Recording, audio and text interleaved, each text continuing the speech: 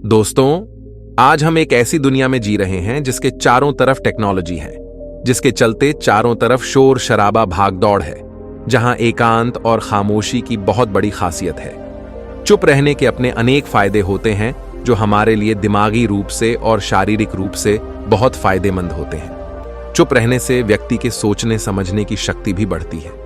ऐसा नहीं है कि आपको बिल्कुल बोलना ही नहीं है, इसका मतलब है कि आपको कम बोलना है। तो आइए जानते हैं क्या फायदे हैं आपके चुप रहने के। आदतें अच्छी या बुरी होती हैं। अच्छी आदतों से हम जीवन में वो सब पा सकते हैं जिनकी हम इच्छा रखते हैं। दूसरी तरफ बुरी आदतें हमसे सब कुछ छीनने की शक्ति रखती है। आदतें हजारों तरह की होती हैं, लेकिन अगर हम किसी भी आदत को जरूरत से ज्यादा दोहराते हैं तो वह बुरी आदत बन जाती है। जैसे खाना कोई बुरी आदत नहीं है, लेकिन ज्यादा खाना या खाते ही रहना एक बुरी आदत है। बोलना कोई बुरी आदत नहीं है, मगर ज्यादा या बेवजह बोलना एक काफी बुरी आदत है। आज हम एक बौद्ध कहानी से जानेंगे। एक गुरु का शिष्य बहुत बातूनी था।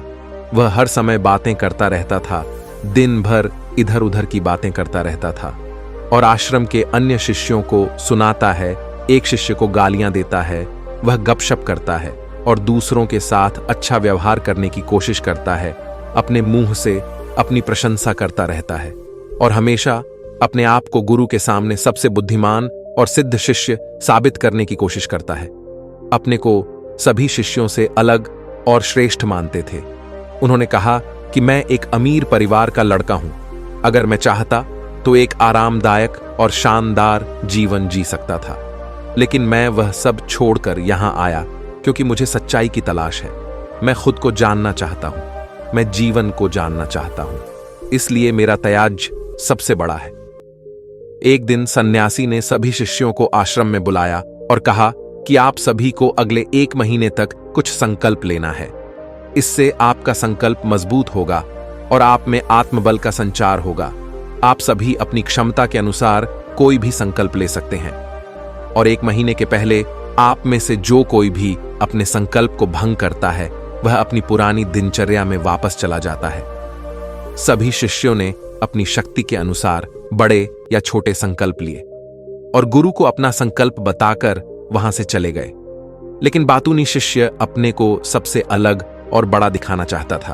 तभी वह गुरु के झोपड़ी में पहुंचा और बोला कि मुझे कोई छोटा संकल्प नहीं करना है, बल्कि अपने जैसा कोई बड़ा और महान संकल्प करना है। कृपया बताएं कि मैं कौन सा संकल्प लूं। उस बातूनी शिष्य की बात सुनकर गुरु मुस्कुरा दिए और कहा, क्या तुम मेरे द्वारा दिए गए संकल्प को पूरा कर पाओगे? क्या तुम्हारे लिए उसे पूरा करना संभव होगा? नहीं, यह तुम्हारे लिए संभव नहीं है।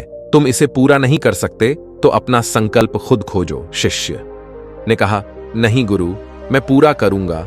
आप मुझे जो भी संकल्प दें, आप कृपया मुझे बताएं। सन्यासी ने कहा, ठीक है, फिर आप अगले महीने तक चुप रहोगे, मुंह से एक शब्द भी नहीं निकालोगे।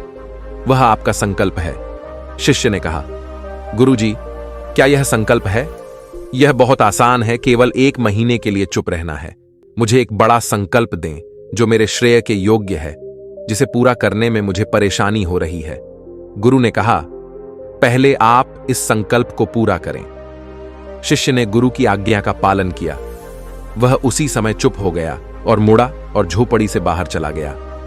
उसे चुप रहना बहुत आसान लगा। उसने किसी तरह चुपचाप एक दिन बिताया, लेकिन दूसरे दिन से उसके मन में न बोलने का बोझ बढ़ने लगा। तीसरे दिन उन्हें भारीपन महसूस होने लगा और चौथे दिन एक अजीब सी बेचैनी होने लगी, क्योंकि आश्रम के सभी शिष्य आपस में बात कर रहे थे। वह भी उनके सामने अपना पक्ष रखना चाहता था और उनकी बात बंद करना चाहता था, लेकिन उसका निश्चय उसके रास्ते में आ खड़ा हुआ।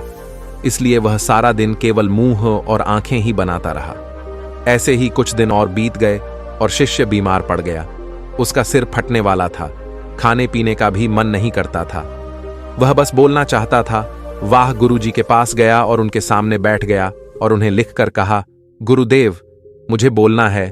बिना कहे मुझे सांस नहीं आ रही है, मेरा दम घुट रहा है, मैं अंदर से पागल हो रहा हूं। मैं क्या कर सकता हूं? क्या मुझे अपने संकल्प तोड़ देने चाहिए? सन्यासी यह पढ़कर मुस्कुराए और कहा कि संकल्प तो टूटने के लिए होते हैं, लेकिन जो व्रत को पूरा करता है वही अपने भीतर की शक्ति को बढ़ा सकता है, और जो अपनी आंतरिक शक्ति को बढ़ा लेता है वही जीवन के पथ पर आगे बढ़ता है। बुद्धि और जागृति, संकल्प लेना आपके हाथ में था और उसे तोड़ना आपके ऊपर है। आपके अनेक सहशिष्य संकल्प तोड़कर अपनी दिनचर्या में लौट आए हैं। अगर आप ऐसा नहीं कर पा रहे हैं तो आप अपने संकल्प को तोड़ भी सकते हैं और अपनी पुरानी दिनचर्या में वापस जा सकते हैं। लेकिन याद रहे, अगर आज आप इस छोटे से संकल्प को संभाल नहीं पा रहे हैं तो बाकी जिंदगी कैसे संभालते हो, मुझे शक है। बाकी फैसला पूरी तरह तुम्हारे हाथ में है। वैसे भी फैसला पूरी तरह अब तुम्हारे हाथ में है। वो बिना कुछ कहे वापस चले जाता है और खुद को अपनी झोपड़ी में बंद कर लेता था। झोपड़ी से बाहर निकला करता था केवल अपने आवश्यक कार्यों के लिए। बाकी समय वह कुटिया के अंदर ही बैठा रहता था। 15 दिन बीत चुके थे और आश्रम के सभी छात्रों का संकल्प लगभग टूट चुका था।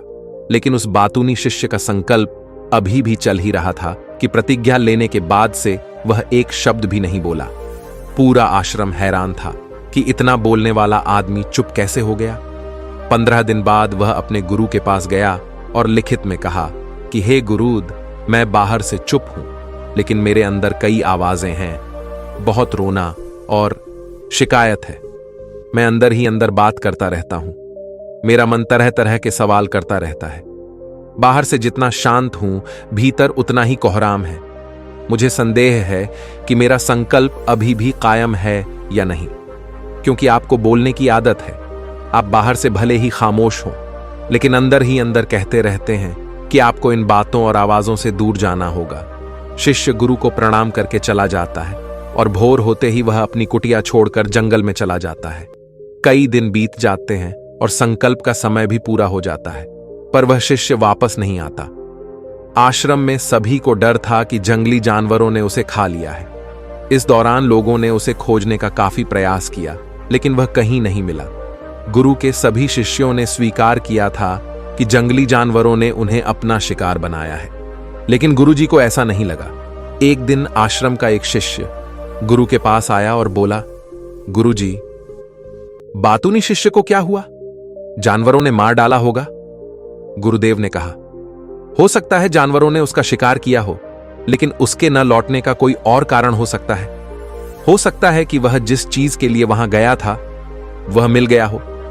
शिष्य ने पूछा कि क्या ज्यादा बोलना हानिकारक है? गुरु ने कहा, यह भी मानव जीवन के कई दुखों में से एक है कि वो कभी चुप नहीं रह सकता। वो हमेशा कुछ ना कुछ कहता रहता है। हमारा आधे से ज्यादा दुख हमारे अकेले बोलने से होता है। ज्यादातर परिवारों के झगड़े की वजह हमारी बेवजह की बातें होती हैं। हम में से कोई भी नहीं रहना चाहता। हम सिर्फ सामने वालों से कहना चाहते हैं। जो कुछ भी हमारे मन में है, हम उसे समझाना चाहते हैं कि आप गलत हैं और मैं सही कहां तक उचित है, क्योंकि दूसरा भी वही कर रहा है। और इस तरह सब एक दूसरे का सड़ा गला सामान ले रहे हैं, तो समय के साथ साथ उन्हीं बातों की परतें गिनते रहते हैं और एक दूसरे को सुनाते रहते हैं। इस तरह सुनने सुनाने का यह काम जीवन भर चलता रहता है। लेकिन इस अज्ञानता में हम अपना समय, अपना जीवन, अपनी समझ और सबसे महत्वपूर्ण व अनमोल क्षण खो देते हैं, जिसे जिया जा सकता है, जिसका अनुभव किया जा सकता है, जिसमें आनंद पाया जा सकता है। लेकिन बदले में हमें क्या मिलता है? कुछ भी नहीं। सब व्यर्थ जाता है। हम इस पागलपन में क्या खो चुके हैं, केवल कुछ लोगों को पता चलता है, बाकी लोगों को उनके आने का पता नहीं है, जैसे उन्हें उनके जाने का पता नहीं है। शिष्य ने कहा, फिर क्या इसका समाधान है? गुरु ने कहा कि आपके विचारों को पूरी जागरूकता के साथ देखना ही सभी मानसिक समस्याओं से बचने का एकमात्र तरीका है। उस बातूनी शिष्य को आश्रम छोड़े हुए 3 महीने बीत चुके थे, पर उसका कोई समाचार न था। अब तक सब सहशिष्य भी उसके लौटने की आशा छोड़ चुके थे। लेकिन एक दिन वह आश्रम लौट आता है। उसे देखकर सभी चकित और प्रसन्न हुए, लेकिन अब वह छोड़ने वालों में से नहीं था। वह कुछ और के रूप में वापस आया। उसमें एक अजीब परिवर्तन महसूस किया जा सकता था। उसके चेहरे पर एक अजीब सा भाव था और उसकी आंखों में बड़ा सुकून था।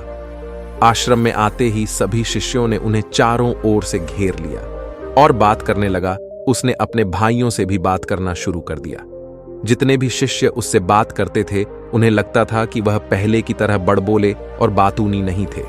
उनके मुख से निकला एक एक शब्द बड़े ही मधुर और ध्यान से निकाला। कुछ देर दूसरे शिष्यों से बातें करने के बाद वह गुरु के पास गया। उसने गुरु के पैर छुए और कहा, गुरुजी, क्या मैं अब भी चुप हूं? क्या मेरा संकल्प अभी भी जारी है? गुरु ने कुछ देर तक शिष्य की आंखों में गौर से देखा और कहा, हां, तुम अब भी चुप हो।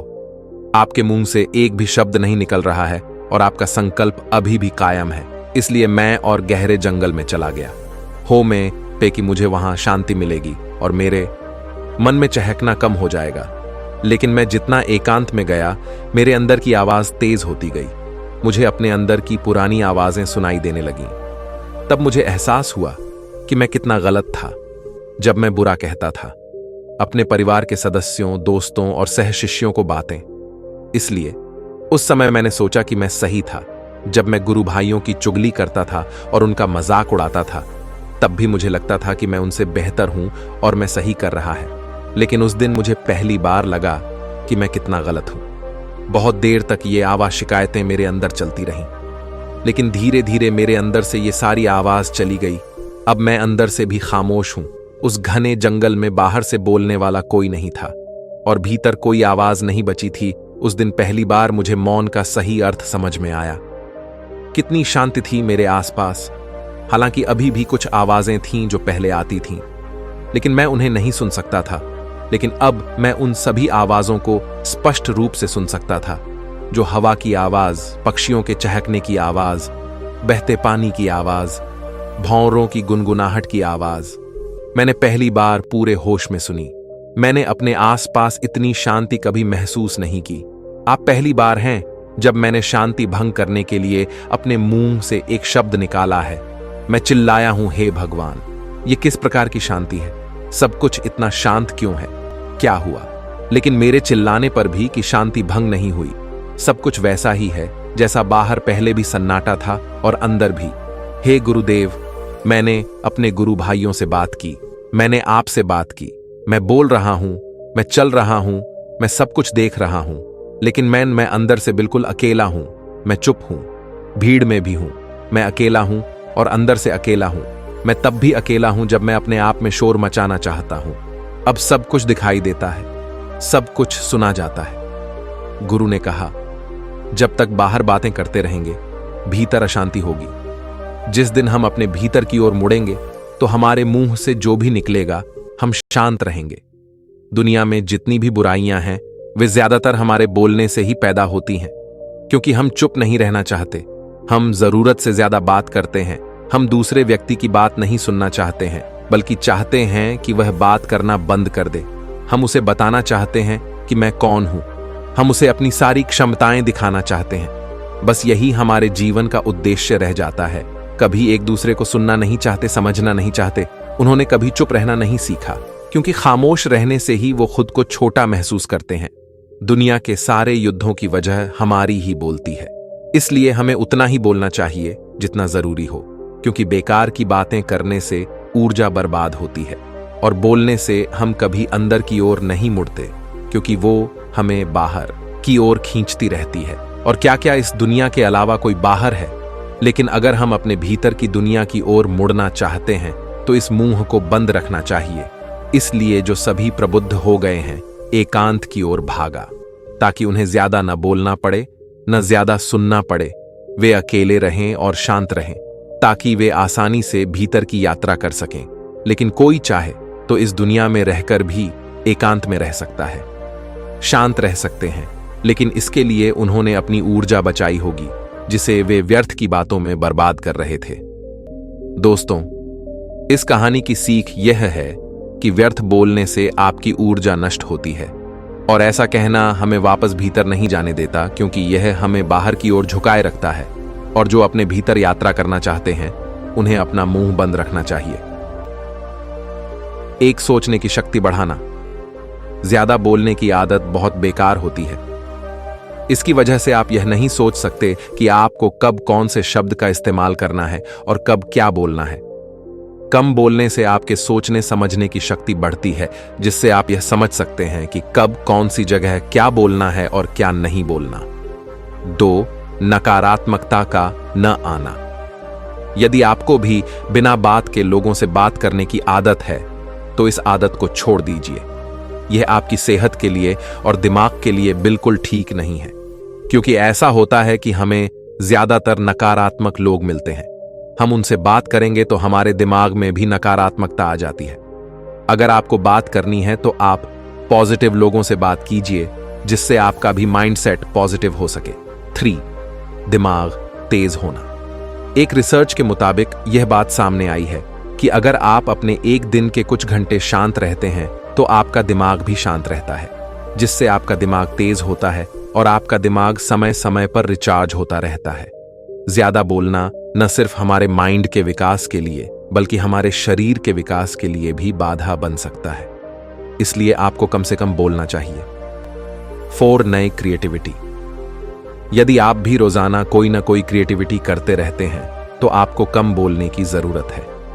आप ज्यादा बोलेंगे तो आपके अंदर की क्रिएटिविटी खत्म होने लगेगी, क्योंकि ज्यादा बोलने से हमारा दिमाग शांत नहीं होता और क्रिएटिविटी शांत दिमाग में ही आती है। ऐसे नहीं है कि आपको बिल्कुल ही साइलेंट रहना है, बोलिए, लेकिन बहुत कम जहां आपकी जरूरत हो, सिर्फ वहां पर बोलना चाहिए। 5. चुप रहने के फायदे। मानसिक रूप से स्वस्थ रहना। लोग बेवजह ही किसी ना किसी टॉपिक पर बेमतलब की बात करते हैं, चाहे वह किसी की बुराई हो या फिर कोई और चीज, जिससे हमारे दिमाग में नकारात्मकता आती है और हमारा दिमाग स्वस्थ नहीं रहता। यदि आप चुप रहेंगे तो आपके दिमाग में नकारात्मक बातें नहीं आएंगी, जिससे आपका दिमाग मानसिक रूप से स्वस्थ रहेगा। 6. आपकी वैल्यू का बढ़ना। कुछ लोग ऐसे होते हैं जो बिना मांगे सलाह देने लगते हैं, लेकिन आपको ऐसा बिल्कुल नहीं करना है, क्योंकि जहां आपसे सलाह मांगी जाए सिर्फ सलाह वही देनी चाहिए। वहां लोग आपकी बातों को दिलचस्पी से सुनेंगे और आपकी वैल्यू भी बढ़ेगी। यदि आप बिना किसी के कहे सलाह देंगे तो वहां आपकी बातों को कोई ध्यान से नहीं सुनेगा। जहां आपकी जरूरत है सिर्फ वही बोलना चाहिए, वरना कोई आपकी बात को इंपॉर्टेंस नहीं देगा। 7. सही फैसले करना। सही समय पर सही फैसले लेने वाला एक समझदार और चुप रहने वाला व्यक्ति हो सकता है, क्योंकि चुप रहने वाले व्यक्ति का ही दिमाग इतना शांत होता है कि वह सही समय पर सही फैसले ले सके। यदि आप चुप रहेंगे तो आप सोच सकेंगे कि कौन सी कंडीशन में कैसे फैसले लेने हैं, नकारात्मकता को कैसे खत्म करें। 2. जब आपको नहीं पता कि किसी विशेष अवसर पर क्या कहना है या आपको किसी विशेष घटना के बारे में केवल आधा अधूरा ज्ञान है, तो ऐसे अवसर पर भी आपको चुप रहना चाहिए। ऐसा व्यक्ति जो आधा अधूरा ज्ञान होने के बाद भी उस विषय पर बात करता है, वह अक्सर उपहास का पात्र बन जाता है। ऐसे व्यक्ति को कोई भी गंभीरता से नहीं लेता है। केवल वही व्यक्ति अपनी बात प्रभावी ढंग से रख सकता है जिसे उस विशेष घटना या विषय का गहरा ज्ञान हो। इसलिए यहां वहां से प्राप्त आधी अधूरी और अनपरखी जानकारी के आधार पर कभी भी लोगों को समझाने की कोशिश नहीं करनी चाहिए। 3. गुरु ने कहा, जब कोई व्यक्ति आपके सामने किसी तीसरे व्यक्ति की बुराई कर रहा हो तो ऐसी स्थिति में आपको चुप रहना चाहिए। आपको कभी भी ऐसी नकारात्मक बातचीत का हिस्सा नहीं बनना चाहिए, क्योंकि आज वह व्यक्ति जो कर रहा है आपके सामने किसी तीसरे व्यक्ति की बुराई, कल किसी और के सामने आपकी भी बुराई करेगा, और इस बात की अधिक संभावना है कि आज आपने जिस तीसरे व्यक्ति की बुराई की है उसे भी इस बात का पता चल जाते तो आप पर ही मुसीबत आ सकती है। इसलिए जब भी कोई किसी दूसरे व्यक्ति की बुराई करे या उसके गलत समय का मजाक उड़ाए तो आपको बस उसकी बात सुननी है, अपनी कोई राय नहीं देनी है। अगर आप ऐसा करें तो भविष्य में आपके लिए समस्याएं खड़ी हो सकती हैं। जब कोई व्यक्ति अपने जीवन की कोई दुखद घटना या अपने जीवन की परेशानी साझा कर रहा हो, ऐसे में आपको चुप रहना होगा और सिर्फ उसकी बातों को सुनना होगा। ज्यादातर लोग ऐसे हैं कि उनके सामने किसी ने उनकी समस्या सुनाई नहीं कि उन्होंने समाधान देना शुरू कर दिया। हालांकि जब कोई व्यक्ति अपनी समस्या हमारे साथ साझा कर रहा है तो वह हमसे किसी सुझाव की उम्मीद नहीं करता है, वह चाहता है कि हम उसकी बात ध्यान से सुनें, क्योंकि जब हम उनकी बात सुनते हैं उस व्यक्ति को आंतरिक शांति मिलती है। उसे लगता है कि कोई मेरी बातों को समझता है। अधिकांश समय जब लोग अपनी समस्याओं को हमसे साझा करते हैं तो वे हमें केवल अपनी बात बताना चाहते हैं, वे हमें से किसी भी प्रकार की सलाह नहीं। अगर हम किसी महान और सफल व्यक्ति के व्यक्तित्व को गहराई से देखें तो पाएंगे कि वो कम बोलते हैं और कम से कम शब्दों में अपनी बात खत्म कर देते हैं। वो बोलने से पहले वो चीजों और जिसके बारे में उसे बोलना है उनके बारे में गहराई से सोचते हैं। लेकिन जो लोग बहुत ज्यादा बोलते हैं, बहुत बार वो झूठ भी बोलते हैं और अपनी बातों से दूसरों के मन और विचारों पर कचरा डालते रहते हैं। वह ज्यादातर समय दूसरों की बुराई करते रहते हैं, इसलिए उनके अपने भी उनसे नफरत करने लगते हैं और उनसे बचने की कोशिश करते हैं। हमारे शब्द वास्तविक ब्रह्म शक्ति हैं। मौन से धैर्य आता है, धैर्य से ध्यान, और ध्यान से हम अपने जीवन के बारे में जागरूक हो जाते हैं। इसलिए अगर हम ज्यादा बात करते हैं तो हम मौन को खो देते हैं, जो मन की शांति का पहला स्तंभ है। दोस्तों, आज से हम भी चुप रहने का अभ्यास अवश्य करेंगे। आज से हम भी वही बोलेंगे जो जरूरी है, और हम कोशिश करेंगे कि कम से कम शब्दों में अपनी बात खत्म करें। और हो सके तो कोशिश करेंगे कि रोज कम से कम 30 मिनट एकांत में चुपचाप बैठेंगे। और मुझे पूरा विश्वास है कि इससे हम सबके अंदर एक सकारात्मक बदलाव जरूर आएगा। मौन रहने का अर्थ यह नहीं है कि कोई भी परेशानी है तो बोलना नहीं है, कोई कुछ रहा है तो जवाब नहीं देना है, बल्कि शोर शराबे से दूर, किसी तरह के प्रदूषण से बचाव कर खुद को शांत रखना है। इसके अलावा अनावश्यक वार्तालाप से बचना है। दोस्तों, आपने भी अनुभव किया होगा कि बहुत ज्यादा बात करने से दिमाग अशांत हो जाता है, जिससे हम अपने दिमाग पर नियंत्रण खो देते हैं और साथ ही अपना ध्यान भी खो देते हैं। जो लोग बहुत ज्यादा बोलते हैं उनके पास किसी एक काम पर ध्यान केंद्रित करने की काबिलियत नहीं होती। वो अपने किसी भी लक्ष्य पर पूरी तरह से केंद्रित नहीं कर पाते। अगर हमारा दिमाग एक जगह केंद्रित नहीं है तो हम जीवन की सच्चाई नहीं समझ पाते और ना ही मनचाही सफलता कभी हासिल कर पाएंगे। इसके अलावा भी आपने देखा होगा कि जो लोग अधिक बोलते हैं वो अक्सर लोगों के बीच हंसी का पात्र बन जाते हैं, और जो लोग कम बोलते हैं और अपनी बात पर कायम रहते हैं उन्हें लोगों से सम्मान मिलता है। लोग उनकी बातों को सुनते हैं और उन पर भरोसा भी करते हैं। जो लोग जरूरत से अधिक बोलते हैं और अपने विचारों के बारे में पक्के नहीं होते, उनका दिमाग स्थिर और विचलित रहता है, शोर से भरा रहता है, और एक अशांत दिमाग वाला व्यक्ति जीवन में किसी भी चीज में सफल नहीं हो पाता, क्योंकि वह किसी भी काम में फोकस नहीं कर पाता। Emotional awareness. आप जितने देर तक चुप रहते हैं उतने देर आप खुद की अंतरात्मा से बातें करते हैं। इससे आप खुद के साथ एक अच्छी इमोशनल कनेक्शन बना सकते हैं। खुद की भावनाओं के साथ जुड़ने के बाद आप अपनी गलत और सही चीजों में अंतर कर सकते हैं। इससे जीवन में आगे बढ़ने में आसानी होगी। कुछ लोग मजबूरी में पूरे दिन बोलते रहते हैं और कुछ की तो आदत होती है बकबक करने की। वैज्ञानिकों ने यह सिद्ध किया है कि ज्यादा बोलने से शरीर की एनर्जी लॉस होती है। अगर आप कम बोलते हैं या चुप रहते हैं तो ये एनर्जी आपके बॉडी में स्टोर होती है और किसी दूसरे काम में इस्तेमाल हो सकती है। साथ ही ज्यादा बोलने से कई बार आप अपनी ही बातों में फंस सकते हैं। इसलिए कभी कभी कम बोलना भी आपके लिए अच्छा साबित हो सकता है। डॉक्टर ये मानते हैं कि अगर आप पूरे दिन में 1 घंटे के लिए साइलेंट रहते हैं तो आपको बड़े फायदे हो सकते हैं। के साथ इस वीडियो को खत्म करते हैं। दोस्तों, उम्मीद करता हूं आपको इस कहानी से एक अच्छी सीखने को मिली होगी। यह कहानी आपको कैसी लगी हमें कमेंट बॉक्स में कमेंट करके जरूर बताएं, और साथ ही इस कहानी को अपने दोस्तों के साथ जरूर शेयर करें ताकि उन्हें भी इस कहानी से कुछ सीखने को मिल सके। और हमारे channel Durga pro relaxing story channel को लाइक, शेयर एंड सब्सक्राइब जरूर कर लें। फिर मिलते हैं नई जानकारी के साथ नई कहानी वीडियो में। तब तक के लिए आप सभी का दिल से धन्यवाद।